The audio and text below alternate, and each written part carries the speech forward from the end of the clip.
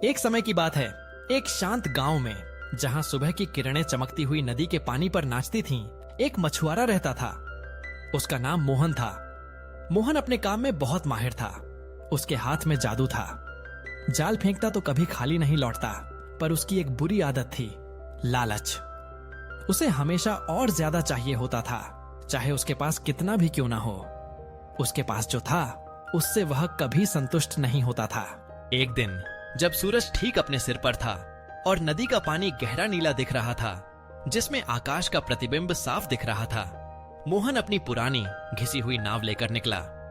उसने अपना जाल सावधानी से फेंका और कुछ ही देर में उसे लगा कि आज कुछ बड़ा हाथ लगा है। उसके हाथों पर जाल का खिंचाव महसूस हुआ, जो किसी भारी चीज का संकेत दे रहा था। जब उसने जाल खींचा तो उसकी आंखें आश्चर्य से खुली की खुली रह गईं। जाल में एक छोटी सुनहरी मछली फंसी थी, जो चमक रही थी जैसे किसी ने उस पर हीरे जड़ दिए हों। उसके पंख इंद्रधनुषी रंगों में झिलमिला रहे थे। यह कोई आम मछली नहीं थी। मछली ने इंसानी आवाज में कहा, हे मछुआरे, मुझे छोड़ दो। मैं एक जादुई मछली हूं और तुम्हारी हर इच्छा पूरी कर सकती हूं। मोहन पहले तो हैरान हुआ, उसके रोगटे खड़े हो गए। फिर उसके मन में लालच हिलोरे मारने लगा। उसने सोचा, यह तो मेरी किस्मत खुल गई।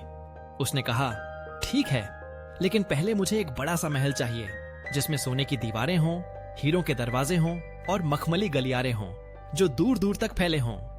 मछली ने पलक झपकाई और देखते ही देखते मोहन के गांव में एक शानदार महल खड़ा हो गया, जिसकी मीनारें आकाश छू रही थीं। महल से आती चमक से पूरा गांव जगमगा उठा। मोहन खुशी से झूम उठा। उसने तुरंत उस महल में प्रवेश किया और शाही जीवन का आनंद लेने लगा। लेकिन लालच कभी नहीं भरता। कुछ दिनों बाद जब मोहन महल के आलीशान बगीचे में टहल रहा था, उसे लगा कि यह भी काफी नहीं है। उसे और ज्यादा चाहिए था। मोहन फिर मछली के पास गया और बोला, अब मुझे इस पूरे राज्य का राजा बनना है, जहां सब मेरे आदेश माने और मेरी जय जयकार करें। मछली ने उसकी इच्छा पूरी कर दी और मोहन राजा बन गया। उसने महंगे रेशमी कपड़े पहने, दुनिया के सबसे स्वादिष्ट भोजन खाए और सोने के सिंहासन पर बैठा, लेकिन फिर भी खुश नहीं था। उसे लगता था कि अभी भी कुछ कमी है। उसकी भूख और बढ़ती जा रही थी। एक सुबह मोहन फिर नदी किनारे आया, जहां उसकी पुरानी नाव अभी भी बंधी थी। उसे देखते हुए उसे अपने पुराने दिन याद आए, पर उसके मन में और पाने की तीव्र इच्छा थी। उसने मछली से बोला, अब मैं पूरे ब्रह्मांड का स्वामी बनना चाहता हूँ, जहां सभी ग्रह मेरे गुलाम हों और तारे मेरे इशारे पर नाचें। मैं सूर्य को उदय और अस्त होने का आदेश दूं और चंद्रमा मेरी आज्ञा का पालन करे।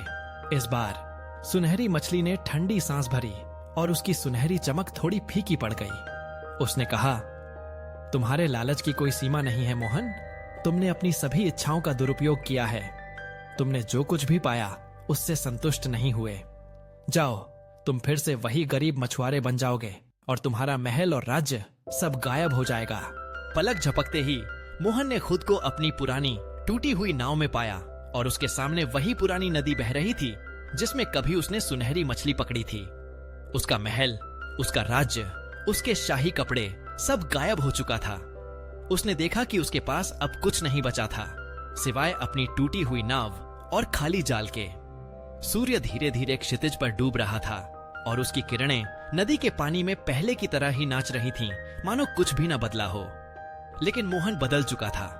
उसने अपने लालच की कड़वी कीमत चुका दी थी और अब उसे इस बात का गहरा अफसोस था। उसने महसूस किया कि संतोष ही सबसे बड़ा धन है और जो उसके पास था वह हमेशा से ही काफी था। दोस्तों, वैज्ञानिकों का कहना है कि जो लोग इस चैनल को सब्सक्राइब करते हैं, उनकी हंसी ज्यादा सुरीली होती है। सब्सक्राइब कर लो, वरना आपके फोन में सास बहू सीरियल चलने लगेगा। हम तो चले, अब आपकी बारी है। लाइक, कमेंट और सब्सक्राइब मारो झट से।